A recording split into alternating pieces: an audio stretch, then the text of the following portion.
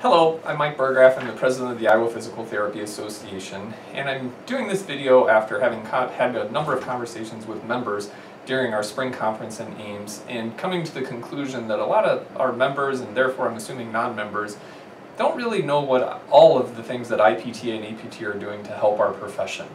So I thought what I would do over the next few months here is every once in a while do a video and discuss some of the member benefits that help it make it worth your while to spend your hard-earned money on your membership in IPTA and APTA.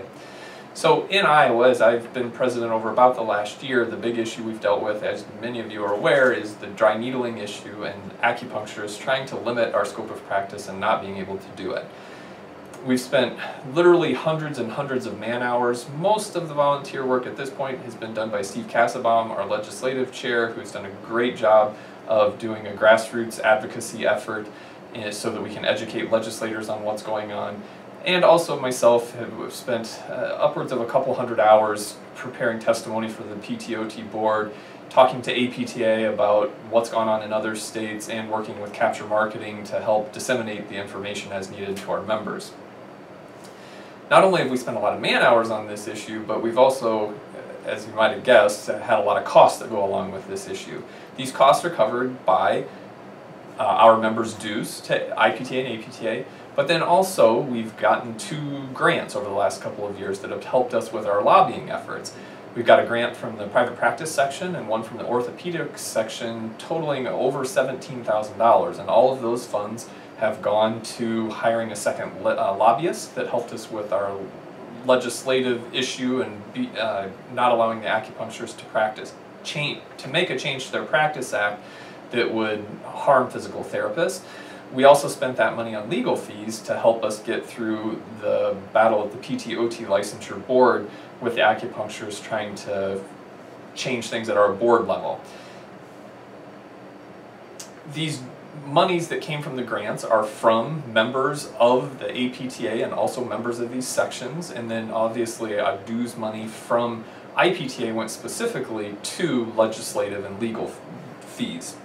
These fees and the man-hours that have been spent have allowed us to win at the PTOT licensure board, where the PTOT board agreed that dry needling is a part of the PT practice in Iowa.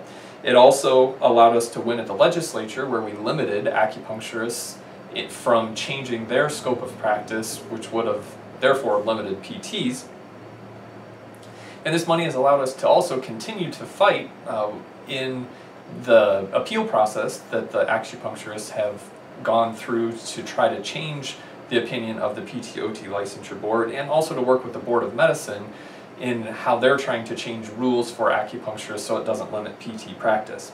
The other thing APTA has done through APTA dues is they have legal counsel that has done about $15,000 of work on our behalf to help prepare the legal documents for the court cases and for the intervention at the PTOT licensure board. If there are anybody out there who has more questions about the dry needling issues we've dealt with, or about membership in general, or what IPTA and APTA are up to, please go to the website and look up my name and number, and if you have trouble finding it, you can call Capture Marketing and they can get you a hold of me so I can help answer any of your questions. Please take this video, share it with your member friends if they haven't seen it, or share with, maybe more importantly, your non-member colleagues so that they can see why their hard-earned money going to APTA and IPTA is well spent. Lastly, I'd like you to mark your calendars, October 28th and 29th. It's never too early to start planning ahead. Our fall conference is the 28th and 29th, and we're changing locations. We're moving from Ames to the Embassy Suites in Des Moines. We're really excited about our change. We think it's going to be a better conference-going experience. Our 2-day speaker is John Childs, who's a world-renowned researcher. He helped to find a lot of the clinical prediction rules that a lot of us use in our clinics to treat our patients. Thanks for watching the video. Please contact me with any questions. Thank you.